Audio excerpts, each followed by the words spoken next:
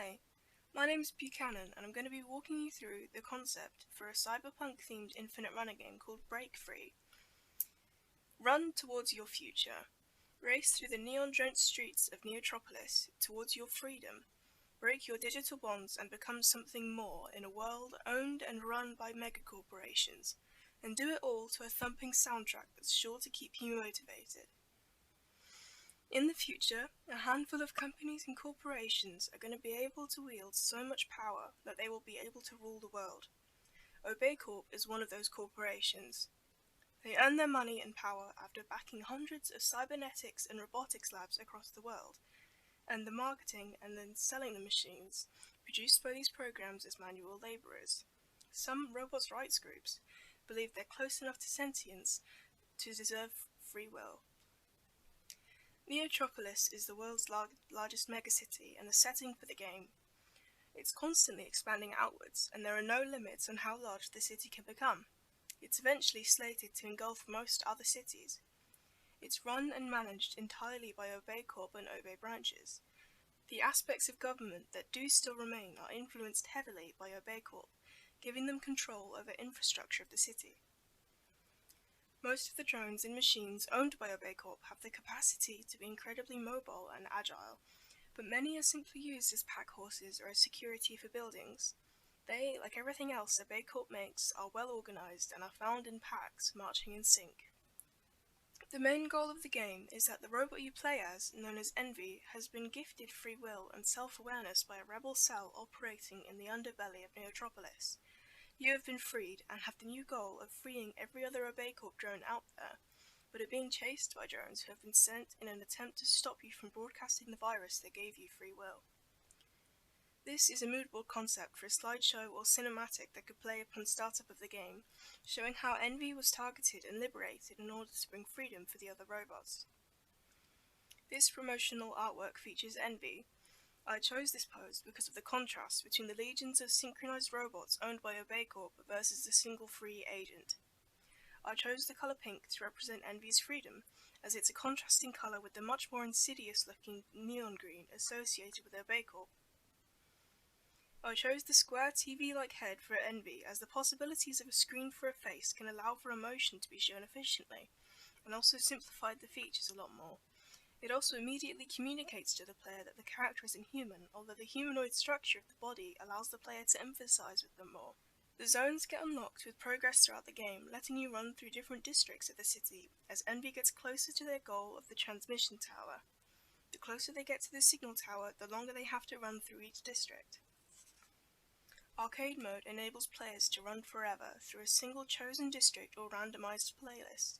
They can earn the chance to win loot boxes the longer they run for, which can allow them to win cosmetic effects normally only available through microtransactions. As the game is intended to be played on a touchscreen device, the controls need to be simple and ergonomic. Therefore, there should only be two main buttons to press as a function in the game, one on each side to minimize the amount of physical user movement on the outside. To accomplish this, the running movement is going to be constant and automatic, while the jump and shoot functions will be assigned to a single button each.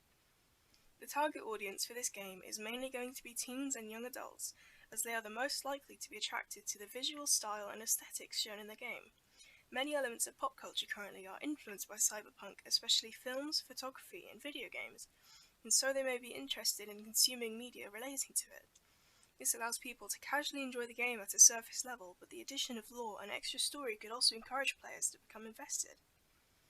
The platforms I've chosen for the game are Android and iOS supported phones, or any phone that has access to the Google Play Store or Apple App Store. For the art direction, I wanted to look at the roots of cyberpunk culture and how it's evolved over time, and how I can express both the modern and original understanding of cyberpunk through the aesthetics and themes. Therefore, I focus on futuristic skylines, lots of urban features, bright neon lights, and heavy corporate advertising, with themes like recurring symbols and colours used to symbolize certain areas and individuals. Since the infinite runner genre of mobile games is very popular, there are multiple games out there that could act as competition for Breakfree. Canabout is an infinite runner game taking place on the skyline of a city using a pixel art style. Alto's Odyssey is also very similar, a very colourful game with a minimalist art style that is going to be very popular. And Dead Ahead is another infinite runner game that features similar mechanics and an eye-catching art style.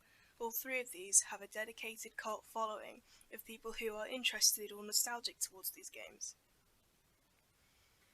It's impossible to create cyberpunk-themed media without addressing the core themes of the genre: high-tech luxury versus a low standard of life.